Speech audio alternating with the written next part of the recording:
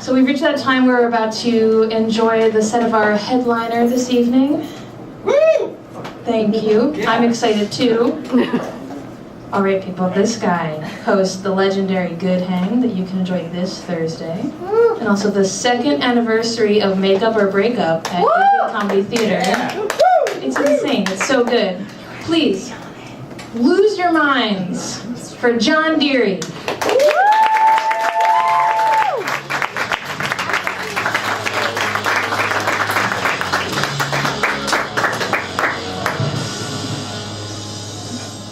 Nobody all night was this tall. That's ridiculous. That's insane. Hey.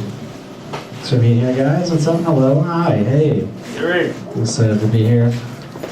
Don't let the tone fool you. Everything about my cadence, don't let those things fool you. I'm excited. Excited to be a headliner. It's a big deal. I'm a big deal tonight. It's actually my show. This is all about me. It's the John Deary Show. They changed the name. Didn't say on the posters. Yeah, I guess I'll stick to material because my riffs are garbage. All right, that's what I'm gonna do. That's what he brought me here to do is material. He already hasn't invited me back to be on his podcast because my riffs are trash. He was like, "Yeah, you're on the podcast. You're pretty quiet, but you had those quips. You spoke occasionally. That was good." So check out his podcast if you want to hear me do 5 quips in a podcast after an hour. Let's talk about me. I am 31. I'm 31, and this year I had a one-night stand with a 60-year-old lady. Woo! Yeah, it's pretty exciting. Yeah, exactly. That was a big deal. It was a big deal. First of all, I'm not a one-night stand guy. I don't usually go for one-night stands. It doesn't usually work out for me. Like one time I went home with a lady, and she was like, "Look, John, I'm not going to sleep with you. I'm not comfortable being the kind of girl who sleeps with 2 guys on back-to-back nights." You can just say no. That's an option. You have to tell me this weird thing. She's like, "I'm sorry, it's just that I have this date tomorrow night, and he seems really great. So I don't want to ruin that." So yeah, don't do one-night stands usually. Also, not into older women. Nothing against them, they're really great. It's just that I happen to be an adopted person, and my mom is out there somewhere. You know, that's the gamble. It's scary. I don't need to play this game of incest roulette. No, thank you. But my friends, they love this bar. They call it the Cougar Bar. They love going and trying to pick up older women. Like, "Come on, John, you gotta come with us. You gotta pick up some cougars. You gotta pick up some MILFs." I was like, "Guys, there's only one MILF for me, okay? And that's the mom I'd like to find. All right, that's what I'm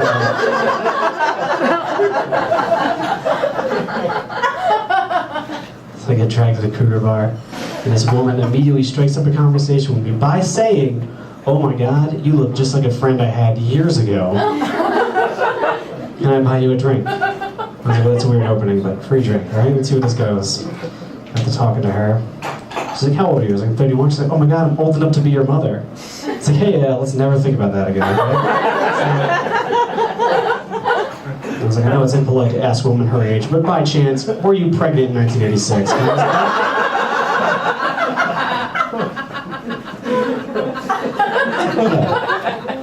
And then I had sex with that lady. You guys don't think she's my mom, do you? I don't think she's my mom. It seems unlikely. What are the odds that she's my mom, right? What are the odds? What are the odds? When I woke up the next morning, she was gone. What are the odds the same lady abandoned me twice, right? That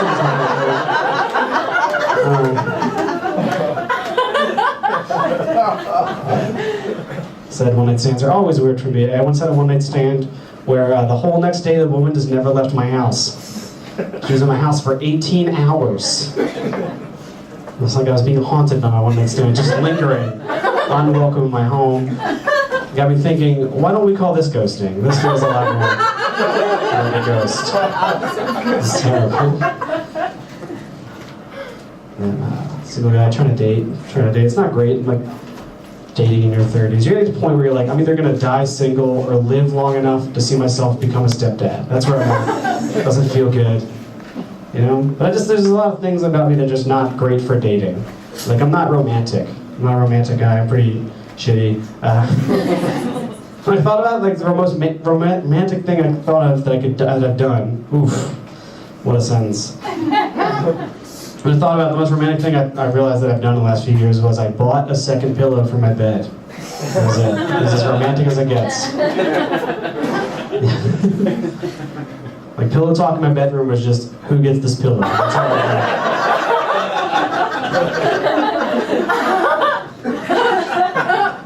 Girls would be like, what kind of guy only has one pillow? I was like, I don't know, what kind of girl can't take a hint? Please leave. It's time to go. Yeah, dating's hard, and there's a lot of things I'm working on that aren't great about me. Like, I'm a picky eater. I'm an adult man, I'm a picky eater. It's very embarrassing to date and be a picky eater. It's also weird, because like I think corn is gross. Corn's gross. Someone's very upset about that. That's it. But yeah, corn's gross, but I'll also eat a girl's ass.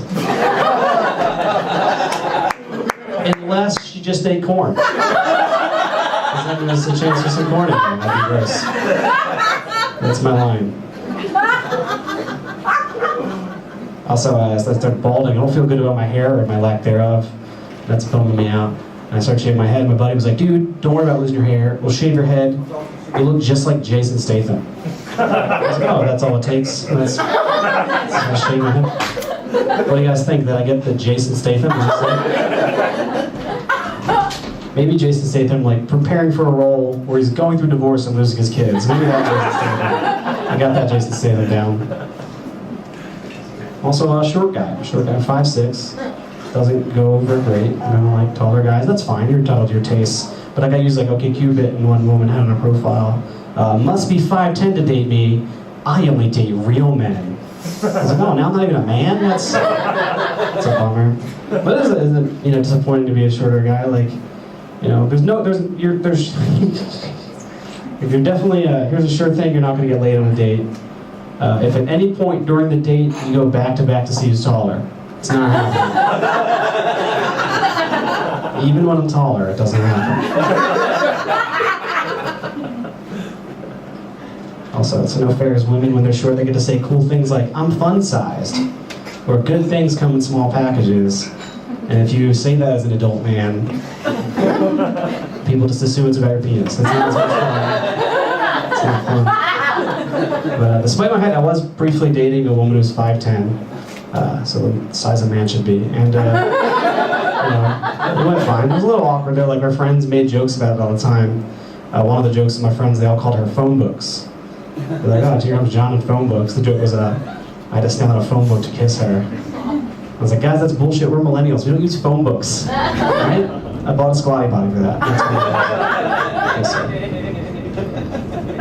The sex was awkward. People always like try to excuse like the height difference. Like, hey, everybody's the same size laying down, and that's just a nice thing people say. It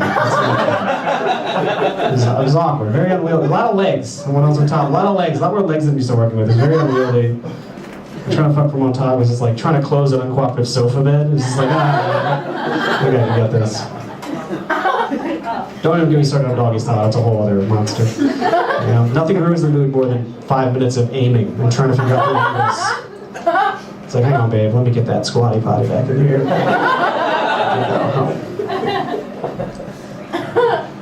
Despite all of the awkwardness of dating, I did recently have a few successful dates, but I didn't like her, so I told her to get out of here.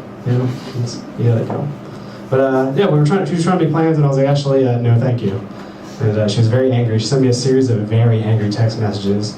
The first of which was, you idiot, I would have fucked you on the next date. I was like, I think I'll be okay. It's like, oh no, I don't get to have sex with this person I didn't like. I think that's all right. I think I'm okay with that. The second text was, have fun masturbating. I was like, are you kidding me? Yeah, I'm so good at that. That's all. I'm having a great time. I'd rather masturbate than go on a date any day. Let's be honest. It's cheaper. I don't have to leave the house. I get to pick the movie every time. It's better. And then the last section sent me was, have fun writing a joke about me. And I did. I had a nice time. It was a good time. Maybe we can all agree on that. But yeah, breakups are awkward. I once had a girl say, it's not you, it's me. And I hate that's the most trite thing that anyone could say, I think. But I think it's not you, it's me, isn't particularly offensive to me because of the adoption thing. Because of that. Because I just imagine it's literally the first thing a woman ever said to me. Just picture my birth mother holding me as a baby, like, look, you seem like a really great baby. But you know, I'm just in a weird place right now. Gotta do me. Gotta lose this baby weight. We can be friends. And they never mean it, you know? Too sad. Okay, make a note of that. Here's a hot news. I actually did find my birth mother recently. I did find her. Woo! And yeah, it was that lady I fucked, as it turns out. No, I didn't fuck this lady. She's not my type at all. But yeah, I found her. It was awkward. You know, I didn't mean to. I actually didn't write material about this yet, so I didn't mean to say that. But no, I found her through. I got my ancestry done, my ancestry DNA, and I accidentally found my family. But I just did it for goofs. I was like, I wonder what I am. I don't know anything about my background. And I found that I am 70% Italian, baby, and it's exciting, right? Pretty cool. You guys aren't excited about it? What's wrong with my people that you don't like?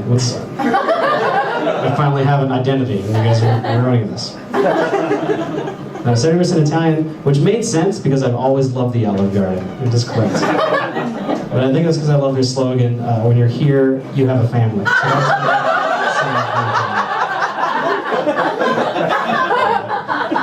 that's you have roommates? You guys have roommates? Yep. Your people? That's I like my roommates a lot, but it's really awkward. My one roommate has sex all the time, and I can always hear it. And it's awkward. It's really awkward. Like, it totally ruins the mood. Like, I brought a date home one night, and we just hear them going at it in the next room. And, you know, it's just awkward, because he sounds like he's way better than I am. So that's hurting my confidence. But then also, my date, she said to me, she's like, do you listen to this a lot? I was like, yeah, I do a lot. She's like, do you ever masturbate to it?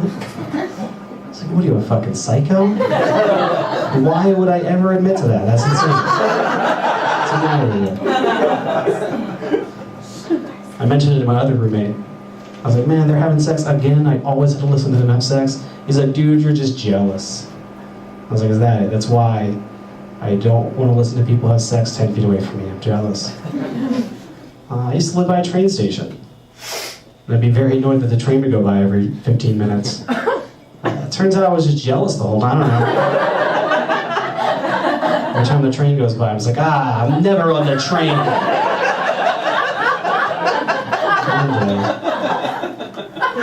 A couple weeks ago, my roommate that had sex all the time had a foursome that I had to listen to. Yeah, it was a good time. That's the worst, because you're listening to people have sex, and then also you feel like you didn't get invited to a party. Bumming me out. I was just laying there listening to it like, I'm never in a train. I have all the fun. I love my roommates. We were recently arguing about mermaids, as you do with your roommates when you fight about mermaids. The argument was, what kind of mermaid would you have sex with? I'm sure you guys have all had this one. All right. Well, the argument is lady top, fish bottom, fish top, lady bottom. Which mermaid do you have sex with? And we were really good at it. It was heated.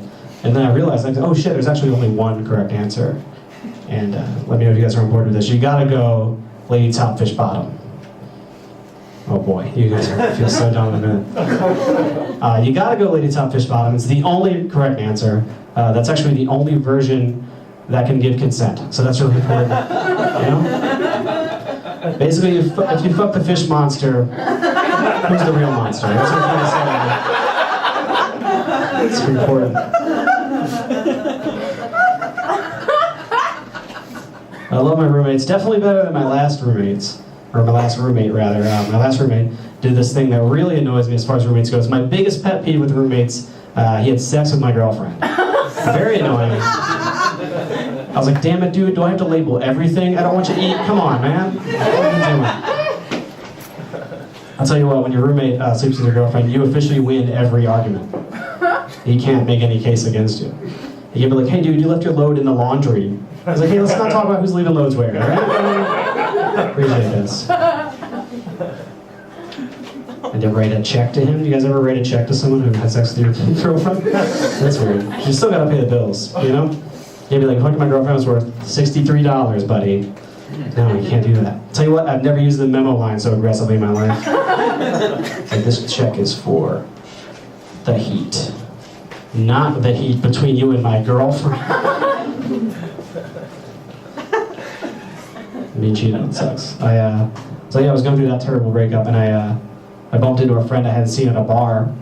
And he's like, "Hey man, how's your girlfriend doing?" And I was like drunk, so I was like told him everything. I was like, "Oh, she fucking cheated on me," blah blah blah. He's like, "Oh man, I totally get it. The same thing happened to me." I was like, "Oh, you get it. We can talk. This is so good." He's like, "Well, in my situation, I was the other guy, so never on the train." But in my situation, I was the other guy. I was like, "Oh, it sounds like you don't get it." That's what it sounds like. What if I bumped into someone and they were like, "Oh, I just lost my father." I was like, "Oh, I'm so sorry, you just lost your father. I can totally relate. I actually just murdered someone." So, you know? I've been there, dude. Same thing. So yeah, I went through that terrible cheating breakup, and at one point I was like, I know what I would do is I'm going to cheat on her back. I'll show her. And boy, did I not show her anything. I did a terrible job cheating on her back. It went really badly. So I slept with this other woman, and then I just did the worst job cheating on her. Just did the worst job. Like, I really blew it, guys. Like, I really blew it, you know? Like, in 90 seconds, I disappointed 2 girls so much. It's a gift, you know? But yeah, I was cheating on my girlfriend, and I just did the terrible job having sex with this other person. And in the moment, I was so ashamed, like, simultaneously ashamed of myself for, like, both the cheating and the early release. And I was like, what am I going to do? How am I going to get out of this situation? So I was like, I know what I'll do is I'll lie to this girl to get out of this situation. So I just stopped. Well, I was done, but you know, I finished. I stopped, whatever you want to say. And I was like, oh my God, we can't do this. I have a girlfriend. And she was like, you just came. And I was like, I just came to my senses.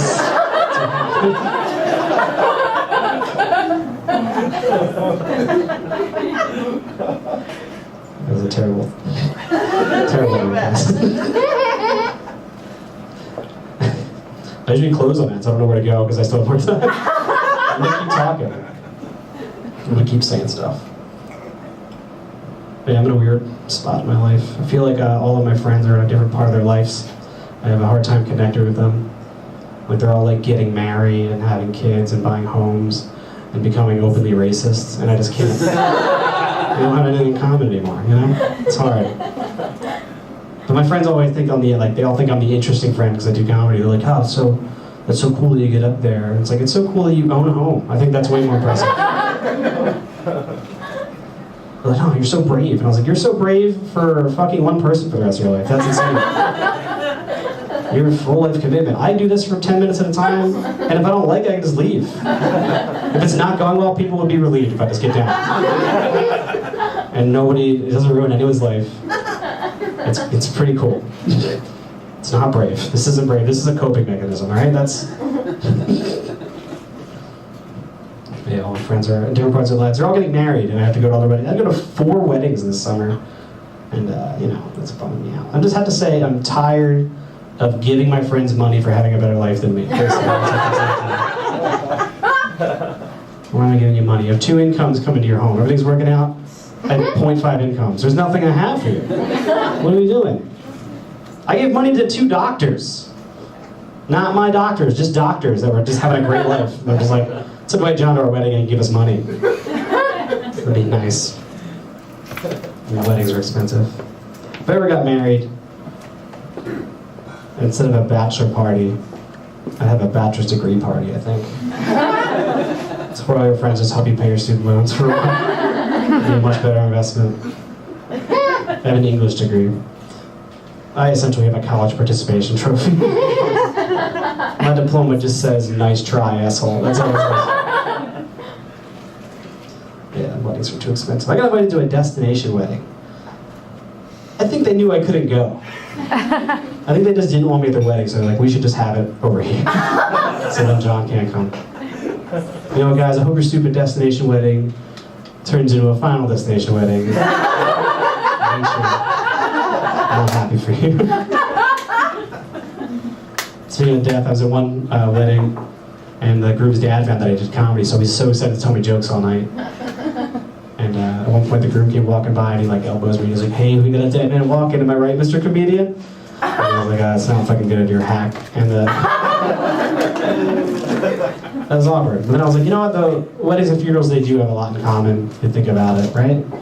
Like every time I go to one, I just always wish for me, right? You guys? And they say, always a pallbearer.